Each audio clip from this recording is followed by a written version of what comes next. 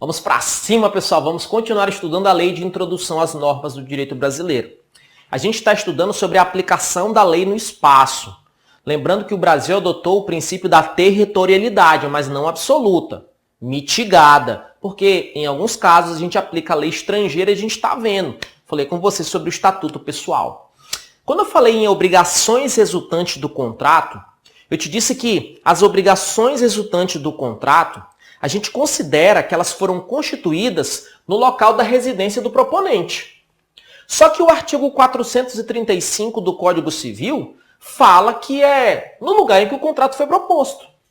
E aí, como é que eu vou fazer? Segundo a LINDB, residência do proponente. Segundo o Código Civil, lugar em que o contrato foi proposto. Mas se vier uma questão mais elaborada, aí eles podem te exigir qual foi a solução que a doutrina e jurisprudência encontraram. E foi o seguinte: a residência do proponente é utilizada quando for contrato internacional. Agora, se for contrato nacional interno, o lugar em que o pacto foi proposto. Fechou? Beleza, agora vamos lá. Sobre morte e sucessão. Morte e sucessão. A pessoa morreu, tem bens. Então eu vou ter sucessores, esses bens serão passados para alguém. Sobre morte e sucessão, nós temos uma regra. Qual que é a regra? A sucessão por morte ou ausência obedece à lei do país do domicílio. Tu tá vendo que o Estatuto Pessoal é a regra? Regra. Lei do país do domicílio, do defunto ou desaparecido, qualquer que seja a natureza e situação dos bens. Então, quando eu falo em morte e sucessão, regra. Lei do país do domicílio da pessoa que morreu ou desapareceu. Essa é uma regra. E Lu, e se a pessoa que morreu teve vários domicílios? Aí a gente considera o último domicílio conforme o artigo 1785 do Código Civil. Então, a regra, lei do local do domicílio. Beleza? No entanto, existem exceções e a gente vai ver. Primeira exceção. Quando eu falar em sucessão de bens de estrangeiros situados no Brasil, então eu tenho um estrangeiro que morreu e esse estrangeiro tinha bens no Brasil. Qual que é a regra? Lei do domicílio da pessoa que faleceu, não é? Pois é. Quando for sucessão de bens de estrangeiros situados no Brasil, eu tenho exceção. Porque quando for bens de estrangeiros situados no Brasil, a gente utiliza a lei brasileira em benefício. Em benefício, ou seja, de forma mais benéfica ao cônjuge brasileiro e aos filhos brasileiros ou quem os represente. Sempre que a lei pessoal do decujus não seja mais favorável. Então, cuidado.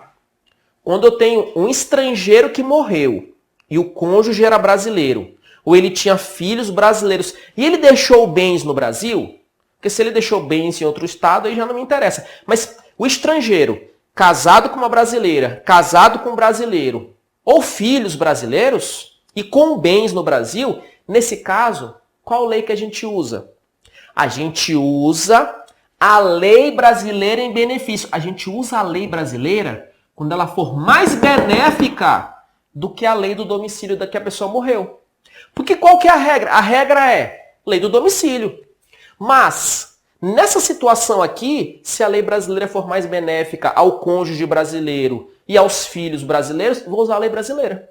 Então, eu vou utilizar a lei brasileira em benefício deles, sempre que a lei pessoal do decujus não for mais favorável. Por quê? Porque se a lei do domicílio da pessoa que morreu for mais favorável do que a lei brasileira, eu uso a lei estrangeira. Então, nesse caso, eu vou utilizar a lei que for mais favorável, mas em prova, eles copiam e colam. Outra exceção, primeira exceção, é a possibilidade de aplicação da lei brasileira quando ela for mais benéfica. Quando tiver sucessão de bens de estrangeiros situados no Brasil e em benefício de cônjuge brasileiro, filhos brasileiros. Se não for brasileiro, já não me interessa. A outra exceção é a respeito da capacidade para suceder. O que eu preciso para ser sucessor? Qual é a idade mínima? Sobre a capacidade para suceder, lei do Estatuto Pessoal, do domicílio, do herdeiro ou do legatário. Então, quando é capacidade para suceder, não é a lei do domicílio do defunto. Capacidade para suceder, lei do domicílio do herdeiro, recebeu uma herança, ou legatário. Legatário é aquela pessoa que recebeu um legado, tá? Deixou um legado. Agora, a gente vai falar sobre as pessoas jurídicas de direito privado. Aqui acaba a parte difícil. O resto é mamão com açúcar. Eu sei que ficou um pouquinho truncado o vídeo anterior e esse pedacinho aqui, mas é normal, tá? É normal, mas eu esquematizei para ficar tudo bem fácil para você. Então, depois, na hora das questões, vai fazendo revisão, você vai pegando esses esquemas de quadro, vai lendo e relendo, vai facilitar a tua vida. Sobre pessoas jurídicas de direito privado, a LINDB estabelece que as organizações destinadas a fins de interesse coletivo, como é o caso das sociedades e fundações, elas vão obedecer à lei do Estado em que elas se constituírem. Então, uma fundação que foi constituída na Argentina, obedece à lei da Argentina para ela. Uma sociedade destinada a fins de interesse coletivo, que foi constituída na Suécia, a lei da Suécia. Isso é o que diz. Todavia, o que pega em pessoas jurídicas de direito privado não é isso daqui. É sobre os governos estrangeiros. Aqui cai em prova. Segundo a LINDB, os governos estrangeiros, bem como as organizações de qualquer natureza que eles tenham constituído, dirijam ou investido de função pública, esses governos estrangeiros e essas organizações não podem adquirir no Brasil bens imóveis. Não podem adquirir no Brasil bens suscetíveis de desapropriação. Não podem. Rilu, então, quer dizer que um governo estrangeiro ele não pode adquirir terra... Não pode. Porque você já pensou? Você já pensou? Um país estrangeiro comprando pedaço de terra no Brasil, daqui a pouco ele é dono da gente. Isso não pode acontecer, até por conta da soberania. Então, eles não podem adquirir bens imóveis, nem bens suscetíveis de desapropriação. Rilu, mas eu moro no Nordeste e quase metade de uma cidade aqui é de umas... Gente... Eu falei governo estrangeiro, não pessoas físicas, tá? Estou falando de governo.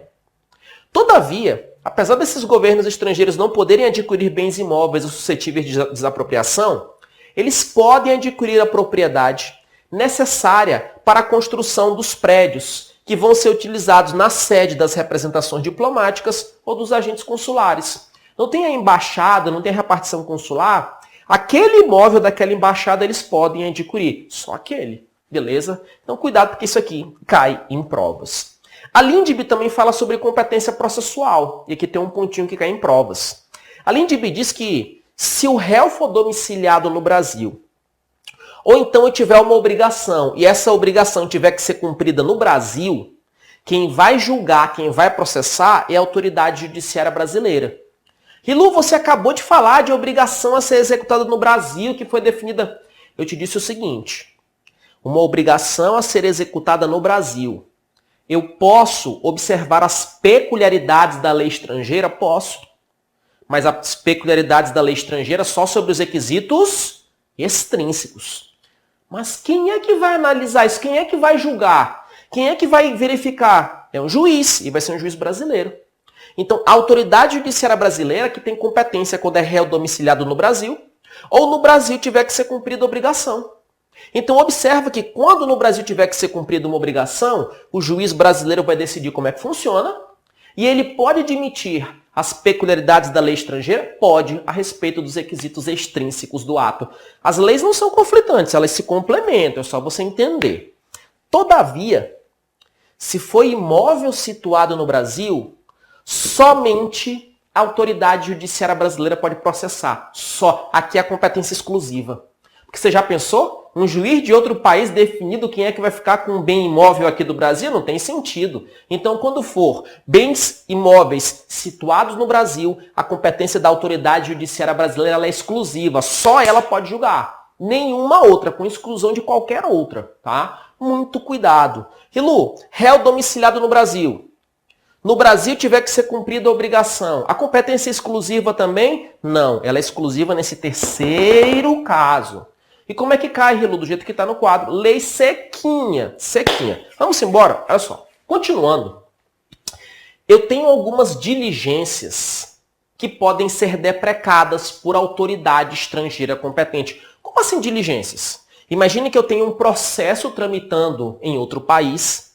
E nesse processo... A autoridade precisa de um documento no Brasil, precisa ouvir alguém. E o que ela faz? Ela pede aqui no Brasil para a gente realizar essa diligência. O processo está tramitando lá. A gente só vai fazer diligência. Acontece que essa diligência deprecada pela autoridade estrangeira competente, ela vai ser cumprida pela autoridade brasileira, se, primeiro, o STJ conceder o exequatur, ou exequatur, do jeito que você quiser. Rilu, o que é isso? O cumpra-se. O STJ tem que dizer, não, cumpra-se. Além disso, na hora de realizar essa diligência, a autoridade brasileira que tiver esse cumpra-se pelo STJ, na hora de ela executar, eu vou observar a forma estabelecida pela lei brasileira. Não é a forma da lei estrangeira, não. A lei estrangeira eu só utilizo a respeito do objeto da diligência. Então está lá na diligência, eu preciso ouvir fulano, eu preciso de um documento X. Beleza, eu vou pegar documento X. Mas como que eu vou pegar? É eletrônico? É pessoal? Sobre a forma, quem define é a lei brasileira. A lei estrangeira é só sobre o objeto, é só sobre o que eu vou fazer. Agora, como? Sobre a forma, aí já é a lei brasileira. E na hora da prova, o que eles fazem? Eles trocam. Isso daqui é a respeito de diligências. Além disso, um ponto importante, leis, atos e sentenças de outro país, bem como declarações de vontade, não têm eficácia no Brasil quando ofenderem a soberania nacional, a ordem pública, os bons costumes. Mas com bom senso você acerta isso daí. Agora não confunda. Aqui em cima eu falei de diligências. A LINDB fala que uma sentença estrangeira ela pode ser executada no Brasil em alguns casos, e desde que preenchido alguns requisitos. Como é que é, Rilu? Sim, uma decisão judicial de outro país pode ser executada no Brasil. Eu, por exemplo, recentemente eu peguei um caso desse, né? Uma pessoa em outro país teve um relacionamento, teve filho e simplesmente abandonou o filho e voltou para o Brasil. Teve um processo de reconhecimento da paternidade, pensão alimentícia, tudinho. E teve uma sentença. Teve uma sentença proferida em país estrangeiro. E o réu estava aqui no Brasil. O que vai acontecer? Nesse caso, eu posso executar no Brasil essa sentença estrangeira? Eu posso ou não posso? Eu posso atrás de bens, penhorar bens, porque quem mandou foi o juiz estrangeiro. Pode, desde que preenchido os seguintes requisitos. Primeiro, essa sentença lá no estrangeiro ter sido proferida por juiz competente. Além disso, o réu ter sido legalmente citado ou ter ocorrido a revelia lá no país estrangeiro. Ter passado em julgado, ter ocorrido o trânsito em julgado lá. Ela está revestida das formalidades necessárias para a execução no estrangeiro. Ou seja, se o réu estivesse no estrangeiro, a sentença estava pronta para ser executada? Estava, então beleza. Porque se ela não pode ser executada lá, como é que vai ser executada aqui? Ela precisa estar traduzida por intérprete autorizado e homologada pelo STJ. Aqui, a LINDB fala STF, mas aqui não bate cabeça não, que aqui já é pacífico, tá? Sobre execução de sentença no Brasil, homologação pelo STJ, tá? Que não tem discussão. Não tem aquele negócio de um ano que eu te falei, não, tá? Que tu sempre tem que considerar STJ. Se ele colocar na prova, segundo a LINDB, e colocar STF, tá errado, tá? Se considera errado, porque aqui é STJ. Rilu, você falou ali em cima, ó, aqui em cima são diligências, para fazer uma coisa ou outra. Aqui embaixo é para executar a sentença, tá? Não confunda. A LINDB, ela fala sobre provas. Ela diz pra gente que as provas dos fatos ocorridos em país estrangeiro. Então, se eu tive uma prova de um fato que aconteceu num país estrangeiro, nesse caso, sobre o ônus, sobre o dever e os meios, eu uso a lei estrangeira. Só que os tribunais brasileiros não admitem provas que eles não conheçam. E caso o tribunal, caso um juiz não conheça uma lei estrangeira, alguém, porque você está vendo que em alguns casos a gente usa a lei estrangeira. Em vários casos a gente usa a lei do domicílio da pessoa. E se ela tiver domicílio em outro país, eu vou utilizar a lei estrangeira. E aqui um ponto importante. Se o juiz brasileiro tiver num caso que a parte alega a aplicação do direito estrangeiro, o juiz vai conhecer esse direito estrangeiro? Nem sempre. Na verdade, quase nunca. Então, o juiz, não conhecendo a lei estrangeira, ele poderá, não é deverá. Ele poderá exigir de quem as invoca prova do texto e da vigência. Então, quando é um caso de aplicação da lei do domicílio, sei lá, da pessoa da Bolívia, o juiz não conhece a lei boliviana. Então, o que ele faz? Pode fazer? Ele pode determinar que a pessoa prove o teor do texto e que aquela lei está vigente, tá? O juiz pode, e quando é lei estrangeira. E o juiz, quando ele estiver aplicando a lei estrangeira, nos casos previstos em lei, ele não considera remissão por ela feita a outra lei. Quando a gente pega a legislação, às vezes tem uma lei, aí tem lá, artigo 1º, se fulano fizer isso, ele vai ter que pagar uma multa prevista no artigo X da lei tal. Uma lei faz remissão a outra lei. Isso acontece muito. Acontece que, quando o juiz estiver aplicando uma lei estrangeira, e essa lei estrangeira fizer remissão a outra lei, o juiz só pode utilizar essa lei. O juiz não pode utilizar essa lei aqui que está ocorrendo a remissão. Então, quando aplicar a lei estrangeira, não se considera remissão por ela feita a outra lei. Não, é só essa lei X. Ah, mas a lei X está fazendo uma remissão à lei Y. Não, mas é só a lei X. O caso ali é só a lei X. Essa daqui eu não vou utilizar. E fechando, atos notariais. Quando eu falo atos notariais, são atos de cartório. Certidão de nascimento, registro de óbito, casamento e etc. Segundo a LINDB, as autoridades consulares do Brasil em país estrangeiro, as embaixadas do Brasil, pelo mundo, elas podem praticar atos notariais em relação a brasileiros, como é o caso de celebração de casamento, registro de nascimento e etc. Você não estuda em direito constitucional nacionalidade? E que se uma pessoa nascer no estrangeiro, de pai brasileiro ou mãe brasileira, vai ser brasileiro nato se registrar lá no exterior? Pois é. Vai lá na repartição consular e faz o registro. Eles podem praticar atos notariais. Para fechar, pega o teu material para a gente dar uma olhadinha na súmula 381 do STF. Vamos lá, deixa eu colocar o óculos aqui. A súmula 381 do STF, se cair na tua prova, é lei seca. O que eles podem fazer? Apagar esse não. Não se homologa a sentença de divórcio obtida por procuração em país de que os cônjuges não eram nacionais. Ora, preste atenção, não se homologa a sentença de divórcio obtida por procuração. Eu tenho uma sentença de divórcio e eu consegui ela através de procuração. E essa procuração é de um país e os nubentes não são desse país. Ou seja, os nubentes são do Chile e a procuração é de Portugal. Ué, pra que estranho é esse? Então, nesse caso, a gente não homologa, tá? A gente não homologa segundo a súmula 381 do STF. E se ele te perguntar na prova, é copia e cola. E Lu, esse negócio é muito enrolado. Gente, isso aqui caiu na prova, faz diferença. Pensa um canto que eles tiram questões. É aqui, tá? Então, eu sei que é normal ter um pouco de dificuldade, mas depois que você resolver questões, ler e reler os assuntos, vai ficar mais fácil. Então, fica tranquilo. Se você está olhando isso aqui tendo dificuldade, é normal. Quem pega isso aqui tudo de primeira, de forma fácil, é exceção, gente. Então é normal ter dificuldade, eu já te adianto. Então o que nós falamos? Eu falei para ti que a residência do proponente é para contratos internacionais e o lugar em que o contrato foi proposto para contratos nacionais. A respeito de morte e sucessão, sucessão por morte ou ausência, lei do país em que do domicílio do defunto é desaparecido. Qualquer que seja a natureza e situação dos bens. Se ele teve mais de um domicílio, o último. A sucessão de bens de estrangeiros situados no país, eu obedeço à lei brasileira em benefício do cônjuge brasileiro ou dos filhos brasileiros ou de quem os represente, sempre que a lei pessoal do decujus não seja mais favorável. Sobre a capacidade para suceder, lei do domicílio do herdeiro ou legatário.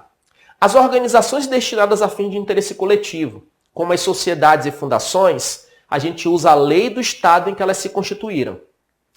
Governos estrangeiros, bem como organizações de qualquer natureza que eles tenham constituído, dirijam ou tenham investido de funções públicas, não podem adquirir no Brasil bens imóveis, nem bens suscetíveis de desapropriação, mas poderão adquirir no Brasil a propriedade dos prédios necessários à sede dos representações diplomáticas ou dos agentes consulares.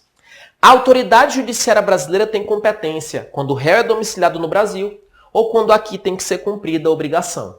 E a autoridade judiciária brasileira também tem competência para processos que envolvam imóveis situados no Brasil.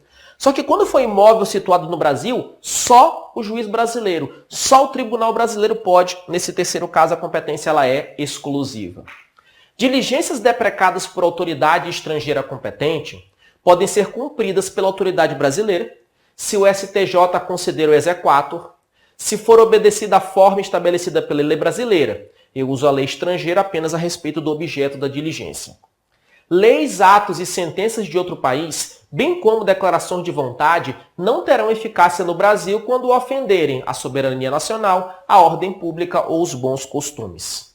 Uma sentença estrangeira, para ser executada no Brasil, ela precisa ter sido proferida por juiz competente, ter havido a citação legal ou a revelia, ter transitado em julgado, estar revestida das formalidades necessárias para a execução no país estrangeiro, estar traduzida por intérprete autorizado e ter sido homologada pela STJ.